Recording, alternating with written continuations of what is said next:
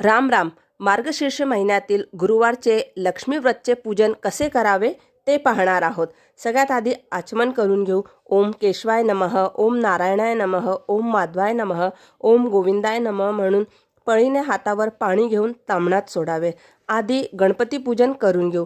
गणपतीला हळदी, कुंकू, अक्षदा, गंध, अत्तर, फूल, दुर्वा, धूप, दीप दाखवू. गुळ खोबऱ्याचा नैवेद्य दाखवू. आता महालक्ष्मी माताचं पूजन करू. आधी चांगल्या पाण्याने स्नान घालू. पंचामृताने स्नान घालू. पुन्हा चांगल्या पाण्याने स्नान घालू. देवीला हळदी, कुंकू, अक्षदा वाहू, गंध लावू, अत्तर लावू, कापसाचे वस्त्र अर्पण करू, फुलांची माळ, वेणी अर्पण करू, धूप दीप दाखवून फळाचा नैवेद्य दाखवू.